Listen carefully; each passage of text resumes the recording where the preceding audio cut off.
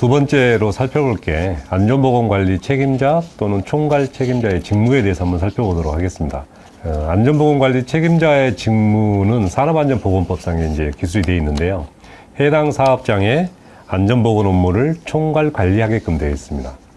그래서 주요 내용을 보시게 되면 산업재해 예방 계획을 수립한다든지 안전보건 관리 규정을 작성하고 변경한다든지 안전보건 교육을 실시한다든지 위험성 평가에 실시에 관한 내용들, 그다음에 안전보건 규칙상의 근로자의 위험 또는 건강장애 방지에 대한 내용들에 관해서 업무를 수행하게끔 되어 있습니다.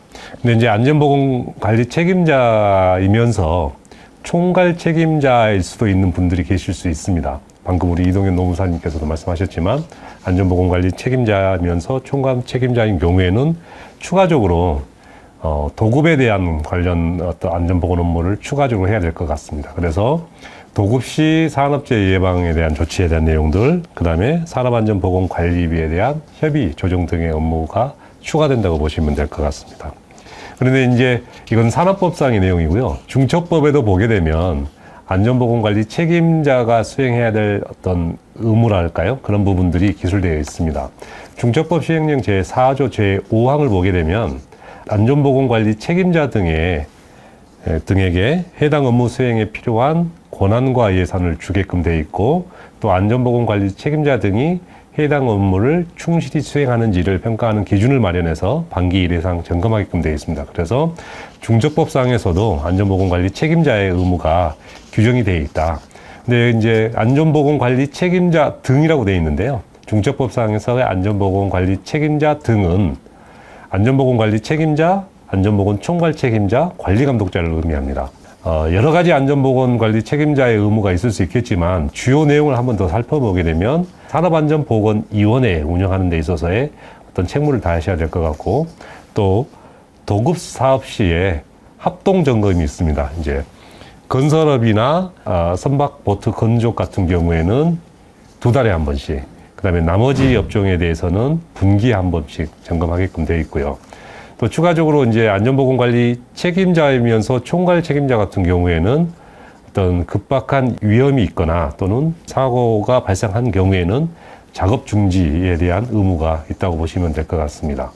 그러면 이와 같은 안전보건관리 책임자 또는 안전보건 총괄 책임자 직무교육이 필요한데요. 반드시 직무교육을 이수하셔야 됩니다. 이제 산업 현장에 가서 보면 자기가 안전보건관리 책임자임에도 불구하고 책임자인만 알지 교육 이수 의무는 모르는 그런 경우가 상당히 많이 있습니다. 그래서 반드시 직무교육을 이수해야 되고요. 교육 시간은 신규 보호수 다 합쳐서 6시간 이상 이렇게 하게끔 되어 있습니다. 근데 이제 교육 주기를 잘 보셔야 되는데 선임돼서 언제 받을 거냐 이런 부분이 상당히 중요하거든요. 그러니까 선임된 이후에 3개월 이내에 신규 교육을 받으시고, 또 보수 교육은 신규 교육을 이수한 날을 기준으로 해서 2년이 되는 날 전후 3개월 사이에 보수 교육을 이수하시면 됩니다.